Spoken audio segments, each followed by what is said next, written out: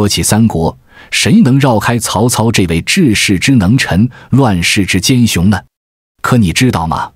这位搅动东汉风云的大人物，他的家族墓居然藏在安徽亳州的一个校园里，底下埋着曹操的父亲曹嵩和祖父曹腾，还藏着足以让历史爱好者尖叫的大发现。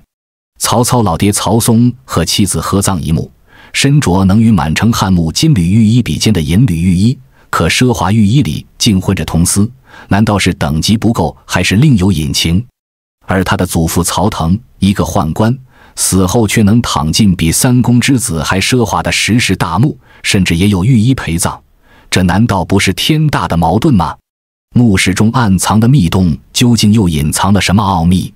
这些墓葬不仅是曹操发迹的原始资本库，也是让曹操遭到后人非议的家族根源。今天眼见古今，就带大家走进曹操家族墓，看看曹操家族背后不为人知的故事和被历史掩埋的细节。要说这曹操家族墓的发现，还得从1971年的一场意外说起。当年亳州城南董源村的村民看着村边的土堆不顺眼，就想着挖掉做点别的用途。可谁能想到，这一挖差点挖毁了国宝级的古墓。幸好时任亳县博物馆馆长的李灿消息灵通，火速带人赶到现场制止，这才保住了这座千年墓葬。可能有观众要问了，这些土堆看着普普通通，怎么就能断定是贵族墓葬呢？其实这些孤堆可不是普通的土堆，而是汉代贵族墓葬的封土。古代达官贵人下葬后，会在墓上堆起高大的封土，一来显示身份尊贵，二来也算是个明显的标记。这些封土堆凭借特殊的构造，硬生生在岁月里留存了千年，成了后世识别曹操宗族墓的天然路标。不过发现归发现，真正的发掘工作却一波三折。1974年，经有关部门批准，李灿决定对这些墓葬进行抢救性发掘。可当时的条件有多艰苦呢？整个考古小队就3个人，李灿加上2位同事，资金更是紧张到几乎停止。正所谓用巧妇难为无米之炊，这句话用在此次的考古上是再贴切不过了。但好在天无绝人之路，考古工作人员发现董源村1号墓的封土刚好坍塌，暴露了墓室，这让考古队员们有了绝佳的突破口。他们顺着坍塌的洞口进入墓室，谁也没想到，这个看似简陋的入口背后竟是一座规模宏大的汉代高等级墓葬。更让人惊喜的是，这座墓葬的位置就在如今的亳州八中校园内，和郦道元《水经注》里的记载能对上号。要知道，《水经注》可是古代地理学界的权威著作，能和史料对上，这说明这座墓葬的身份绝对不一般。可让人惋惜的是，由于当时经费不足，董源村1号墓发掘后只能被回填，没能完整保留下来。但就是这一次条件艰苦的发掘，却像打开了潘多拉的盒子一样，不仅出土了震惊全国的文物，还让曹操家族墓的神秘面纱被揭开了一角。谁能想到，一个小小的亳州城，居然藏着影响三国历史走向的家族陵园？这背后还有多少秘密等着被发现？我们说回1974年的艰苦挖掘，考古队员谢书弼顺着坍塌的洞口爬进董源村1号墓，没过多久，谢书弼就捧着一件宝贝，激动地爬了出来。那是几片用丝线串联起来的玉片，阳光一照，玉片莹润发光，丝线更是露出了银色的光泽。熟悉考古的人都知道，这可不是普通的玉器，而是传说中的银缕玉衣残片。这说明墓主人的身份绝对非同小可。根据《后汉书》记载，汉代的玉衣可不是随便谁都能穿的，诸侯王、列侯、使封贵人、公主去世后才能享用银缕玉衣。那这就奇怪了，亳州在东汉时期有哪家贵族能达到这个级别呢？当时在当地有曹、夏侯、丁3大家族，可被封为侯的只有曹家一家。难道这座墓葬真的和曹操家族有关？这个疑问像一块石头压在考古队员心头，等着后续的发现来解答。随着发掘的深入，董源村1号墓的全貌逐渐显露出来。这座墓葬是多室结构，前室、中室、后室加上南北偏室，布局规整，完全遵循了东汉贵族视死如视生的丧葬理念。意思就是墓主人死后在地下也要像生前一样生活，所以墓室的布局要模仿生前的居所。根据考古人员的探索发现，前室长 4.56 米，宽 1.2 米，高 2.35 米，全部用砖块砌成，虽然不大，但工艺精湛。而中室更是惊艳，抬头就能看到顶部残存的彩绘，那些像星星一样的图案，居然是汉代的天象图。我们都知道，中国古代讲究要对上苍充满敬仰，而汉代人更是信奉天人感应，对苍穹充满敬畏，所以会把天象图绘在墓室顶部，希望墓主人能与天相通。可让人遗憾的是，由于盗墓贼留下的盗洞破坏，天象图已经难以看清全貌。这不禁让人好奇，完整的天象图到底是什么样的？是不是能还原汉代人的宇宙观？那些彩绘的颜色是如何在地下保存千年的？但很可惜，这些疑问随着天象图的破损成了永远的谜。更让人揪心的是，盗洞随时可能引发坍塌，为了安全，考古队员只能进行接顶式发掘。可没想到，这一拆顶又有了新的发现。考古领队李残发现，许多木砖上居然刻着文字，这些文字有阳文有阴文，有的是记录烧砖时间，有的是抒发情感，还有的是对墓主人的敬仰，就像古代工匠留下的留言条，为解读墓葬的秘密提供了新的线索。就在大家对着砖上的文字琢磨时，一块刻着为曹侯作弊的字砖让现场瞬间沸腾。为曹侯作弊，意思就是为曹侯之砖筑墓，这不仅直接证实了墓葬属于曹操宗族，还明确了墓主人是曹侯，是王侯级别的大人物。可问题来了，东汉末年曹氏家族里有3位侯爵，分别是曹操、曹操的父亲曹嵩，还有曹操的祖父曹腾。这座墓葬的主人会是谁呢？首先，我们可以排除曹操，因为《三国志》记载曹操是以武王的身份葬在高陵，墓葬里应该出现武王字样，而不是曹侯。那剩下的就是曹嵩和曹腾了，那么会哪一位呢？没过多久，另一块刻着延熙7年的纪念砖也出土了，这为解开谜团提供了关键线索。延熙7年是公元164年，而根据史料，曹腾死于延熙3年，按照汉代风俗，人死后会立刻下葬，不可能在4年后才建造墓葬。而曹嵩死于兴平元年，比延熙7年晚了30年，完全符合生前为自己造墓的习惯。这么一来，墓主人的身份基本锁定在了曹操的父亲曹嵩身上。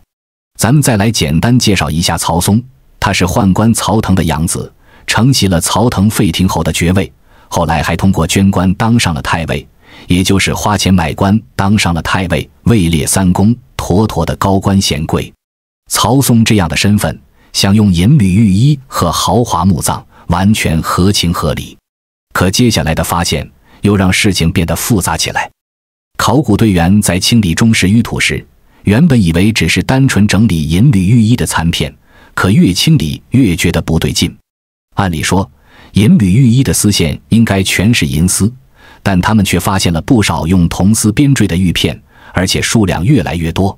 这难道是玉衣制作时偷工减料？还是说墓里其实有2件玉衣？就在大家疑惑不解时，另一组文物的出土给出了答案。考古队员发现了4件玉珠，这些玉珠造型憨态可掬，有的握有的立，采用汉代著名的汉八刀技艺，寥寥数笔就栩栩如生，玉质更是温润浑厚。了解过汉代丧葬习俗的观众朋友应该知道，玉珠被称为玉握，通常是墓主人双手各握一只，象征着把财富带到另一个世界。4件玉珠意味着墓里有2位墓主人，每人2只。再加上之前发现的银缕玉衣和铜缕玉衣残片，答案就很明显了。这座墓葬是夫妻合葬墓。果不其然，考古队员在墓底发现了2座3足式棺材，正好对应2具棺材。按照汉代等级规制，男性墓主人曹嵩身为列侯，穿银缕玉衣，而女性墓主人也就是曹嵩的妻子，身份等级稍低，穿铜缕玉衣，这和出土的玉片情况完全吻合。而除开4只玉珠，考古学者在墓葬的后室还发现了不少的宝贝。首先是一件鎏金筒帘，呈圆筒状，直壁，平底高达 5.5 厘米，直径达 4.5 厘米，外壁上装饰着3道宽带纹。虽已经褪去了昔日闪耀的鎏金，但我们还是能看到使用者生前的雍容与华贵。其次是一件精美的青瓷罐，胎质细腻，釉色莹润，整个文物散发着素雅与纯净的气息。最后是一件东汉时期的石灯，由质地坚硬的青石制成，3根支柱更是做成了老虎的形态，造型充满动感与生机。至此，董源村1号墓的发掘到此结束。但可让人好奇的是，曹嵩的妻子到底是谁？史书中没有详细记载，只知道曹操的母亲是邹氏。难道这位女性墓主人就是邹氏吗？还有，曹嵩夫妇的死因一直是历史谜团。《三国志》里有2种说法，一种是被陶谦派人追杀，另一种是被陶谦的手下张凯见财起意杀害。真相到底是怎样的呢？怀着解开谜底的期盼，考古人员把目光投向了下一个勘探目标，也就是距董源村1号墓仅100米远的董源村2号墓。可谁也没想到，一进入这座墓葬，大家就被震撼到了。这居然是一座全石结构的大墓。整个墓葬共用了876块大条石砌筑，前室的墓壁用磨光青石筑砌，采用错缝砌法，券顶则用大小相近的青石条平头砌筑，工艺精湛到让人叹服。要知道，在汉代，石料墓葬的等级通常高于砖块墓葬，因为石料的开采、运输和打磨需要耗费巨大的人力、物力和财力，不是一般贵族能承受的。可让人疑惑的是，这座墓葬的南耳室居然是用砖砌筑的，和其他部分的石结构格格不入。是建造时原料短缺，还是有什么特殊含义？更让人费解的是，亳州本地根本不产石材，这876块大条石到底是从哪里来的？要知道，在古代没有现代化运输工具，运送这么多巨石，难度可想而知。难道是从千里之外的山区运来的？这背后需要何等雄厚的财力和权力才能做到？这座墓葬的规格如此之高，墓主人会是谁呢？结合水经注的记载，曹腾的墓碑应该就在曹嵩墓附近，而董源村2号墓距离1号墓仅100米，会不会就是曹操祖父曹腾的墓葬？可曹腾是宦官出身，虽然封了侯，但能享用如此奢华的石室大墓，甚至规格看起来比养子曹嵩的墓葬还高，这符合当时的等级制度吗？带着疑问，考古队员继续深入。当他们清理到墓门时，眼前的景象让所有人都目瞪口呆。墓门的门额上雕刻着极其精美的图案，上层是2只凤凰相对而立，中间是熊熊燃烧的烈火，这正是凤凰浴火的寓意，象征着生命不息、涅槃重生。下层是一只口衔灵芝的梅花鹿，周围还有9只小鹿嬉戏打闹，旁边还有肩背生翼的羽人。鹿衔灵芝代表吉祥如意、长生不老，羽人则寓意着引导墓主人灵魂升天。再看墓门的石框，更是暗藏玄机。南石框因刻着一只威猛的白虎，旁边刻着白虎2字；北石框则是一条气宇轩昂的神龙，刻着神龙2字。神龙旁边还有一个羽人手摸龙须，仿佛在腾云驾雾。加上残缺不全的朱雀和玄武，这正是汉代墓葬中常见的4方神：神龙主东方，白虎主西方，朱雀主南方，玄武主北方，用来镇墓驱邪，守护墓主人不受鬼怪侵扰。不仅如此，甬道2侧的石刻也同样精彩。南面墙壁上是武士申叔，长发飘起，手持蛇矛，怒视前方；北面墙壁上是武士郁垒，赤裸双臂，紧握长剑，气势汹汹。这2位可是传说中的门神，专门降服恶鬼。靠近石门的位置，还雕刻着2位躬身行礼的文官，捧着板牍，毕恭毕敬，尽显墓主人的尊贵身份。这些石刻工艺精湛，图案寓意深远，既有对吉祥的期盼，又有对邪恶的抵御，完美展现了东汉时期的石刻艺术水准。能拥有这样规格的石刻，墓主人的身份绝对不一般，这也让大家更加坚信这座墓葬的主人很可能就是曹腾。可接下来的发掘却让大家的心凉了半截。当考古队员打开厚重的石门，进入墓葬内部后，眼前的景象让人痛心不已。墓室里积满了淤土，后室券顶正中有一个精准的盗洞，显然遭到了盗墓贼的光顾。更让人揪心的是，淤土中残留着厚达10厘米的焚烧灰烬，还有不少黑色炭片。专家推测，这是盗墓贼为了销毁无法带走的文物，故意放火烧的。想象一下，当年盗墓贼进入这座豪华墓葬，看到琳琅满目的珍宝，贪婪的洗劫一空，带不走的就一把火烧掉，这种行为简直让人咬牙切齿。那么多珍贵的文物就这样毁于一旦，我们永远无法知道他们的真面目了。不过盗墓贼再贪心也总有遗漏。考古队员在清理淤土时发现了铜缕玉衣的残片，玉片的孔洞中还残留着铜丝，这说明墓主人穿的是铜缕玉衣。结合史料记载，曹腾被封为废亭侯，按照规制可以穿银缕玉衣，但他是宦官身份，可能受到世俗偏见的影响，最终穿了稍低一等的铜缕玉衣，这也符合当时的社会背景。除了玉衣残片，考古队员还发现了一件35厘米长的玉枕和一只铜珠。玉枕表面呈半圆弧形，打磨的晶莹温润，虽然历经千年，依然能看出它的精美。铜珠造型写实，四肢蓄势待发，工艺极为少见。这些文物虽然不多，但足以证明墓主人的尊贵身份，也为研究东汉的玉器工艺和丧葬制度提供了珍贵的实物资料。随着发掘的深入，考古队员在中室与后室之间发现了一个暗藏的密洞，外口高52厘米，宽58厘米，四周有凹槽，应该是用来镶嵌石板或木板的。考古学家李参推测，这个密洞是专门用来存放珍贵文物的，可惜已经被盗墓贼洗劫一空，我们再也不知道里面曾经放着什么宝贝了。除了密洞，墓葬还有东西偏室和南北耳室。按照东汉墓葬的布局，这些偏室和耳室都是用来存放随葬品的，相当于墓主人的储藏室，里面原本应该放着兵器、乐器、厨具、陶器模型等物品，还原墓主人生前的生活场景。可让人遗憾的是，这些耳室和偏室也没能逃过盗墓贼的毒手。北耳室的石板被拆除，垫砖暴露在外，里面空空如也。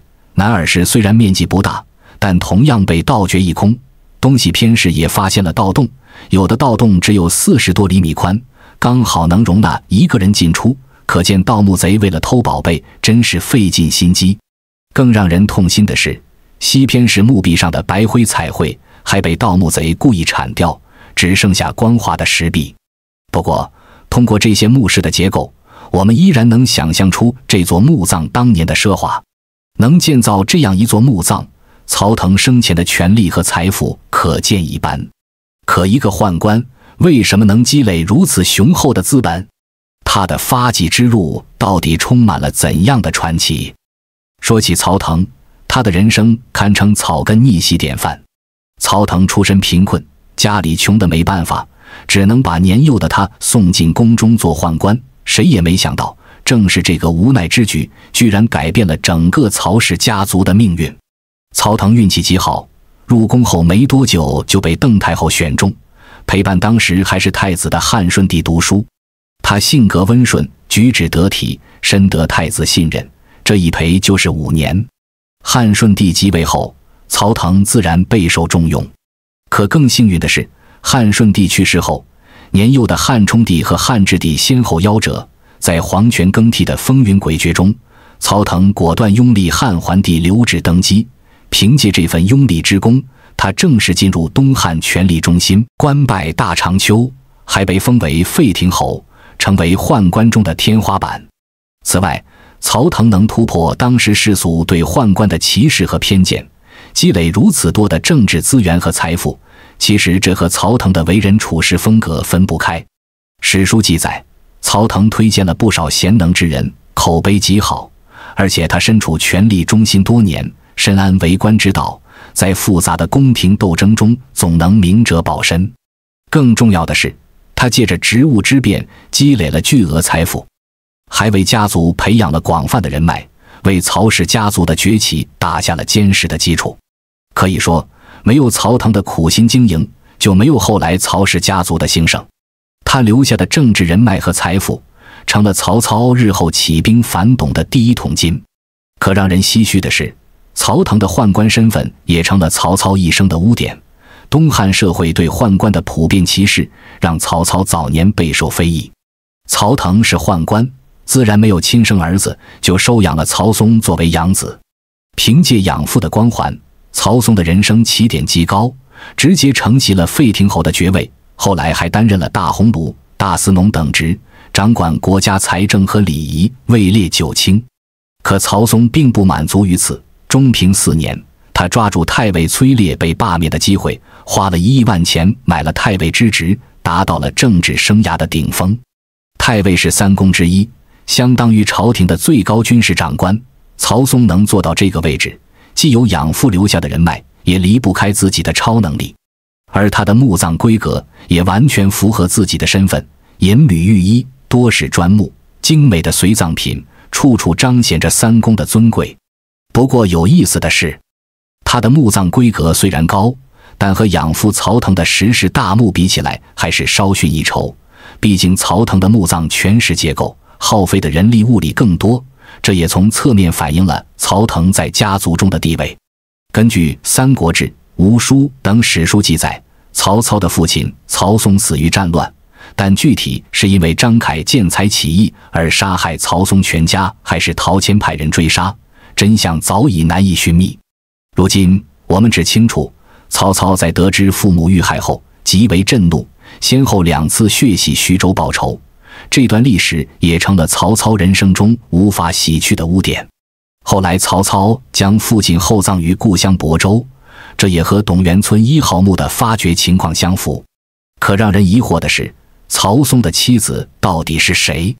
墓中出土的铜缕玉衣主人是不是曹操的母亲邹氏？可惜史料中也没有明确记载，这也成了一个未解之谜。曹氏家族的背景对曹操的一生影响深远，可以说是成也家族，困也家族。一方面，祖父曹腾留下的政治人脉和父亲曹嵩积累的巨额财富，成了曹操起兵的原始资本。曹操早年能在东汉末年的乱世中迅速崛起，收拢人才，招兵买马，离不开家族背后的支持。如果没有这样的家族底蕴，曹操可能很难从众多诸侯中脱颖而出，更别说奠定曹魏政权的基础了。可另一方面，家族背景也给曹操带来了不少麻烦。首先是曹腾的宦官身份，东汉社会对宦官普遍歧视，这让曹操早年备受非议，很多诸侯都以此为借口攻击他，说他出身不正。其次，曹嵩是曹腾的养子，这也让曹操的身世成了谜。后世一直有人猜测曹操其实是夏侯家的子孙。